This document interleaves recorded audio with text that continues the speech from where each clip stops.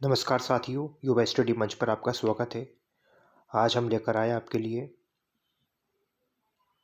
जैन धर्म, जो प्राचीन भारतीय इतिहास में एक बहुत ही महत्वपूर्ण टॉपिक है। और 6ठी शताब्दी ईसा पूर्व के बाद जो धार्मिक एवं सामाजिक सुधार आंदोलन हुए थे, उसी कड़ी में जैन धर्म और बौद्ध धर्म प्रमुख धर्म है, जिन्होंने समाज और तात्कालिक समय को प्रभावित किया अपने विचारों से। और परीक्षा की दृष्टि से भी ये बहुत ही महत्वपूर्ण है। जैन धर्म और बौद्ध धर्म से परीक्षाओं में कई सारे प्रश्न पूछे गए हैं और आगे भी प्रश्न पूछे जाने की पूरी पूरी संभावना है। मैंने कोशिश की है कि जैन धर्म को मैं पूरा यहाँ पर कंप्लीट आपके लिए लेके आऊँ। तो आइए शुरू करते हैं। जैन धर्म के संस्थापक और प्रथम तीर्थंकर कौन थे? ऋषभदेव। संस्थापक और प्रथम तीर्थंकर कौन थे? ऋषभदेव। ठीक है, आगे देखते हैं।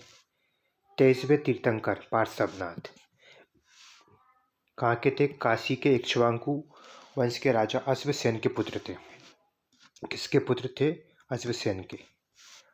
आगे देखते हैं। पार्श्वनाथ द्वारा दी गई शिक्षाओं में हिंसा न करना, सदा सत्य बोलना, चोरी न करना एवं संपत्ति न रखना आदि शामिल है।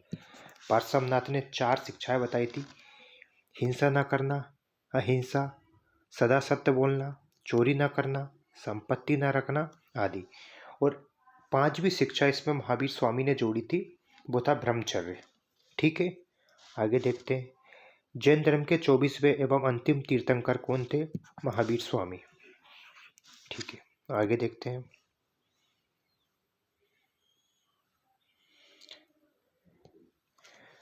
महावीर स्वामी का जन्म कहाँ पर हुआ था? कुंडग्राम। ठीक है, इनके पिता का नाम क्या था? सिद्धार्थ, जो ज्ञात्रक कुल से संबंधित थे। यानी महावीर स्वामी किस कुल में पैदा हुए थे? ज्ञात्रक कुल में। माता का नाम क्या था? तिरसला, जो लक्ष्मी राजा चेटक की बहन थी। क्या थी? बहन। महावीर की माता का नाम क्या था? तिरसला, जो लक्ष्मी राजा चेटक की बहन थी। इनकी पत्नी का नाम, महावीर स्वामी की पत्नी का नाम यशोदा था। और इनकी पुत्री का नाम, एक पुत्री हुई थी, इनकी पुत्री का नाम था अन्नोजा प्रियदर्शिनी। ठीक है, इनके बचपन का नाम, महावीर स्वामी के बचपन का नाम वर्धमान था। 12 वर्ष की कठिन तपस्या के पश्चात जराम्बिक, एक जगह थी जराम्बिक के समीप ऋचुपालिका नदी के तट पर साल वृक्ष के नीचे इनको ज्ञान की प्राप्ति हुई थी। और ज्ञान प्राप्ति के बाद ये निर्ग्रंथ, केवल्य आदि नामों से जाने गए। और नाम प्राप्ति के बाद ही इन्हें महावीर स्वामी नाम से जाना गया। इनकी उपदेश की भाषा थी प्राकृत, जबकि बौद्ध धर्म की उपदेश की भाषा क्या थी? पाली। इन्होंने अपने उपदेश जन सामान्य तक प्राकृत भाषा में पहुंचाए। आगे देखते हैं। इनके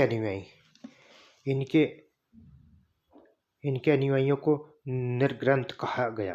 क्या कहा गया? अनुयायी जो रहते थे जैन धर्म की जो दीक्षा लेते थे, उन्हें निर्ग्रंथ कहा जाता था। प्रथम अनुयायी इनके दामाद थे, जामिल। आर्य सुधर्मा महावीर की मृत्यु के बाद जीवित रहा। आर्य सुधर्मा महावीर की मृत्यु के बाद जीवित रहा तथा यही जैन धर्म का प्रमुख उपदेशक बना, आर्य सुधर्मा। आगे देखते हैं। महावीर स्वामी की मृत्यु पावापुरी, राजगिरी। पावापुरी एक जगह है जो कहाँ पर है? राजगिरी में। मल्ल राजा षष्ठीपाल के राजप्रसाद में इनका मृत्यु या महापरिनिर्वाण हुआ। आगे देखते हैं। जैन धर्म का विभाजन। ठीक है, जैन धर्म का विभाजन। प्रथम जैन संगति में जैन धर्म 2 संप्रदायों में बढ़ गया। जो पहली जैन सभा हुई थी उसमें जैन धर्म 2 संप्रदायों में बढ़ गया। ये थे श्वेतांबर और दिगंबर। ठीक है, स्थूल भद्र के शिष्य श्वेतांबर कहलाए, जो श्वेत वस्त्र धारण करते थे। श्वेतांबर यानी श्वेत वस्त्र धारण करते थे, और ये स्थूल भद्र के नेतृत्व में रहे। ठीक है, फिर भद्रबाहु के शिष्य दिगंबर कहलाए, जो नग्न रहते थे। ठीक है, आगे देखते हैं जैन सभाएं।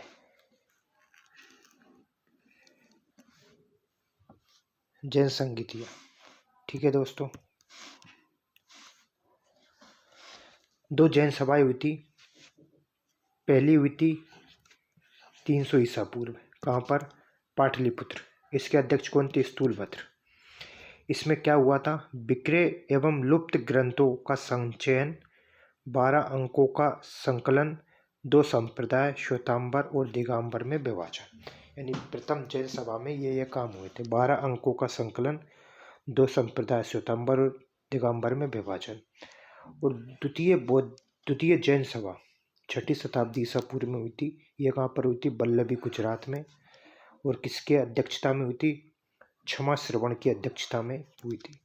इसमें क्या हुआ था? 11 अंगों को लिपिबद्ध किया गया। तो आपको याद रखने का यही है कि प्रथम जैन सभा में, जैन संगति में, जैन धर्म 2 भागों में विभाजित हो गया था, श्वेतांबर तथा दिगंबर। आगे देखते हैं जैन धर्म के प्रमुख तीर्थंकर और इनके प्रतीक चिन्ह। तो ये शब्द है, इनके प्रतीक चिन्ह क्या है? सांड। अजीतनाथ, इनके प्रतीक चिन्ह क्या है? हाथी। संभव, ये तीसरे नंबर के थे, इनके प्रतीक चिन्ह क्या है? घोड़ा। फिर महावीर स्वामी देखिए, इनके प्रतीक चिन्ह क्या था? सिंह। इसमें से आप प्रारंभ के 2 और महावीर स्वामी और 23वें पार्श्वनाथ, इस पर विशेष ध्यान दीजिए। परीक्षा में कभी अगर पूछा गया तो इन्हीं चारों में से पूछे जाने की संभावना रहेगी। आगे देखते हैं जैन धर्म के त्रिरत्न। जैन धर्म के त्रिरत्न तो 3 हैं: सम्यक दर्शन,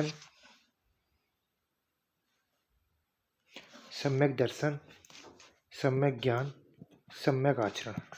ठीक है, सम्यक दर्शन का मतलब सत्य में विश्वास करना और संपूर्ण ज्ञान की प्राप्ति, हमेशा सच्चाई पर बने रहना। सम्यक ज्ञान का तात्पर्य तीर्थंकरों की शिक्षा में पूर्ण विश्वास करना। जो 24 तीर्थंकर हुए जैन धर्म में, उनकी शिक्षा में पूरा विश्वास करना और उन पर सच्ची श्रद्धा बनाए रखना, ये सम्यक ज्ञान का तात्पर्य। और सम्यक आचरण, सम्यक आचरण का तात्पर्य है सांसारिक विषयों से उत्पन्न सुख दुख के प्रति समभाव रखना। यानी सांसारिक जीवन में अगर कभी उतार चढ़ाव होता है, सुख दुख की स्थिति बनती है, तो उससे विचलित ना होना और उनमें संयम बनाए रखना। आगे देखते हैं 5 महाव्रत। जैन धर्म के 5 महाव्रत क्या थे?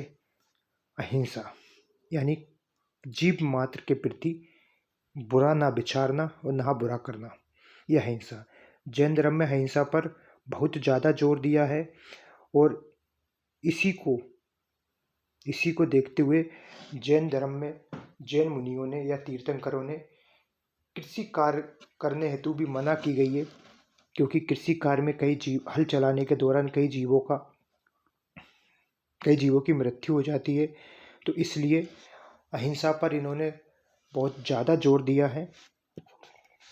सत्य वचन, यानी हमेशा सत्य बोलना और सच्चाई का पालन करना, सत्य का पालन करना। सत्य वचन। असत्य, बिना अनुमति के दूसरों की वस्तु नहीं लेना चाहिए। ठीक है।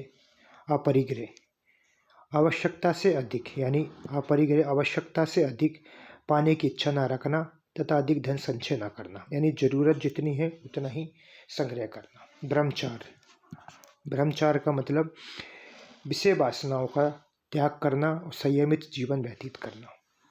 ठीक है, आगे देखते हैं और भी फैक्ट। ईश्वर की मान्यता नहीं है।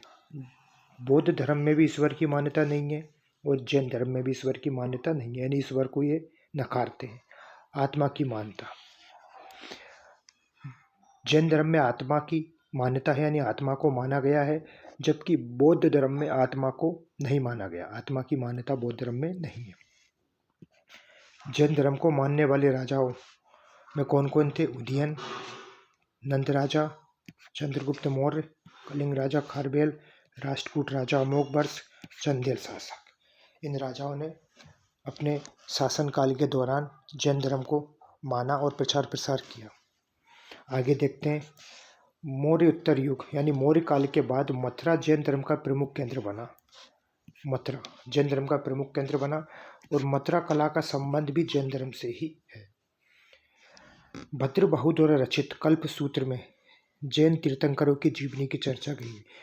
कल्पसूत्र के रचनाकार कौन थे? भद्रबाहु। और इसमें क्या है? जैन तीर्थंकरों की जीवनी की चर्चा। जैन तीर्थंकर जो हुए 24, उनके बारे में इस ग्रंथ में बताया गया है। धन्यवाद दोस्तों।